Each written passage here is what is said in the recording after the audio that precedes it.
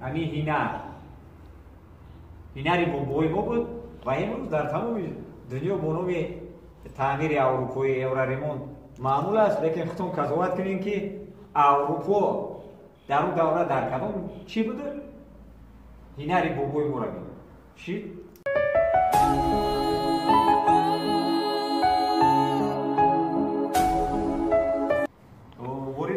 طولور اول اصولخانه اروپا گشتیم. در اینجا با مرز با نمایش گلگچ بریو کندکوری از گچ گذاشته شد و از روی با ما معلوم گشتیم در وقت کویش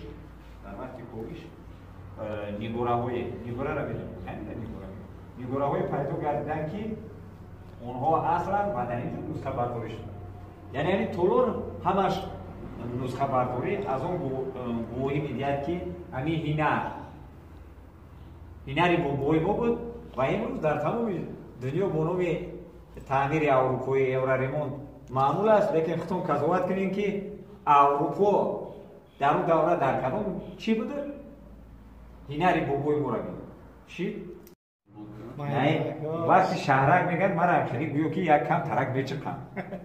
با کانالی همنوا обуна шавед ва наворҳои беҳтаринро аз даст надиҳед.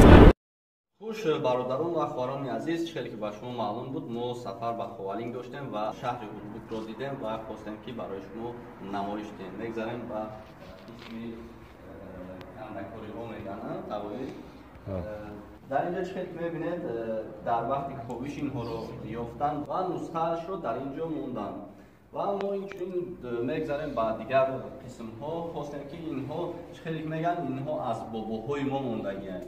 бародарон айни замон евраримон мегӯянд худи ҳамин аз мо мондагӣ аст. мегзарем аз бобоҳои мо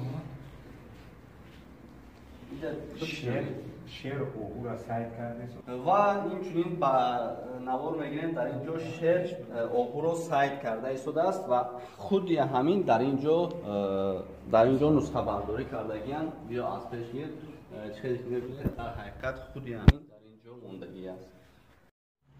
бародарон ин номаш салиб мебошад ва айни замон дар инҷо нусхабардорӣ кардагиянд. мо хостем ки ҳаминҳоро барои шумо нишон диҳем.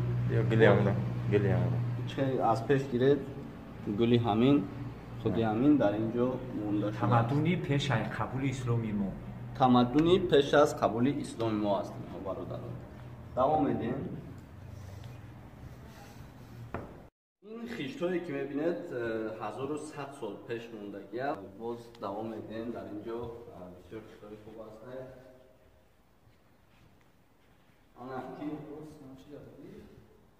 ҳамнаво ҳамрози шумо. мо қарор дорем дар назди амсилаи қалъаи Улбук. хостем аз пеш яъне амсила гуфтагимон макети ҳамин қалъаи Улбук аст. мегзарем аз пеш барои шумо нишон медиҳем.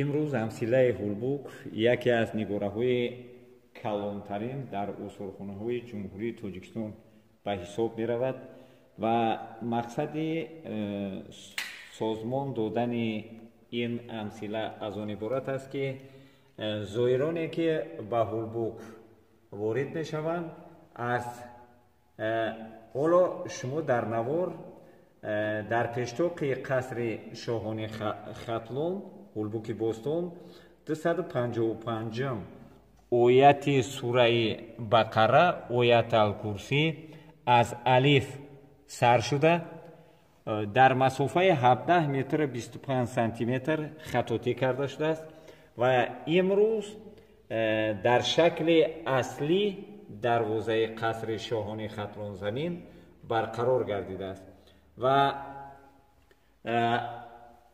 тармим ва босозии амсила ва қасри шоҳони Хатлонзамин аз соли 2005 оғоз гардидааст ва имрӯз ҳам идома ёфта истодааст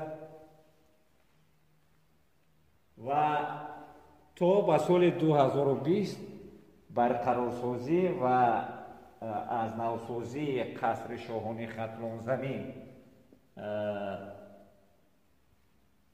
ادامه می‌یابد و در اون شکلی که در نوردیده ایستاده الکی دیوارهای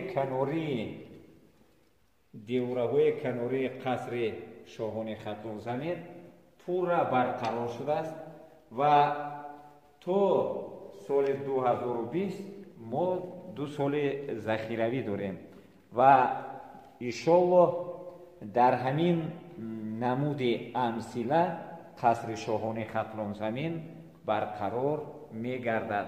مقصد سازمان دادن این امثله از آن عبارت است که برای صرفه کردن وقت برای هر یک سیاح و در آثارخانه از دید پرنده، یعنی از بالا نظاره کردن به قصر و به بزرگی و شکوه و شهامت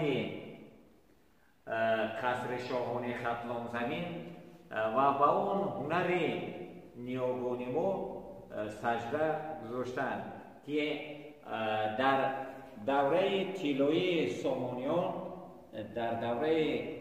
سامانیان نفوذ و منظرت ختلان در یک سطح بلند بود.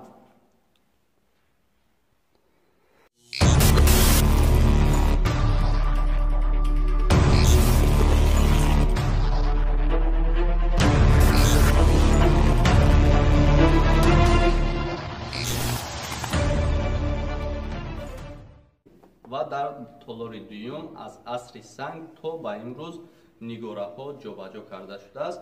نشان میدیم برای شما.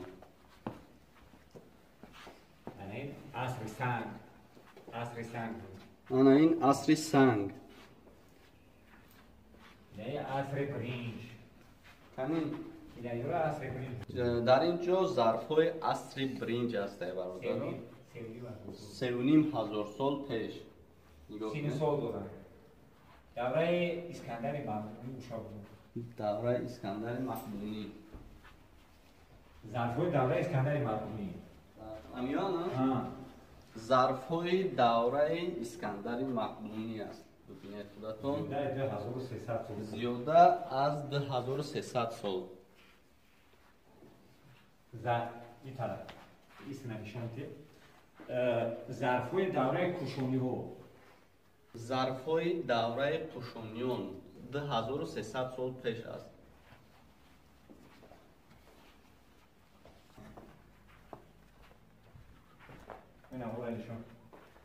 ما اومدیم و اون جایی که ظرف‌های زمانی نو گذاشته شده تمام بسته و اومدیم به اشیاءهای زمانی نو. حاضر ما دوستان عزیز در دروازه ناحیه واسه قرار داریم. با دوام میدیم بر راه. اینجا چراغک است. ما چراغک در انتظاریم. راهی ما گشوده شد و دوام میدیم. خیلی میبینید در حقیقت بسیار زیبا است. باز دوام میدیم نوارهای جالب رو. ای یار کجای کی هوایت نرسد، بر گوشی رقم صدایی پایت نرسد، حتی زی سراب میرسد نغمه آب. ای رودی امید از چی نباید نرسد، زی کویت میروم رویت ندیدم، زی گل باقی 20 سالت گل نچیدم. نباشد ناامیدی خاصی عاشق، بیجویم شهد از زهری چشیدم. نباشد ناامیدی خاصی عاشق، بیجویم شهد از زهری چشیدم.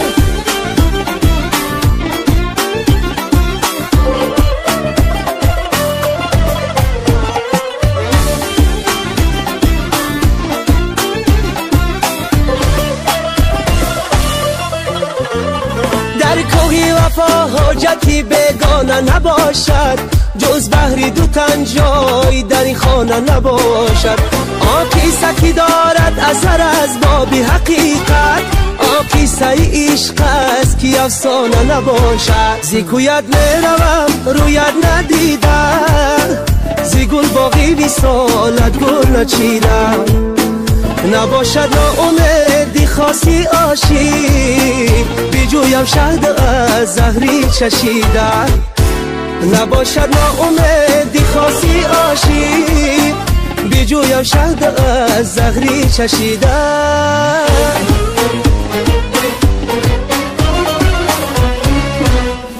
چشم براغی تو منم روز و شب نامی تو و آیتی عشقت بلب هر کی کند هرچی طلب از خدا گردی محبت کنم از تو طلب میلی تو دارم تو بیا بردارم عاشقی زارم تو بیا بردارم میلی تو دارم تو بیا بردارم عاشقی زارم تو بیا بردارم بوی گلایت زی چمن ای گلم سبز همه دشت دمن ای گلم.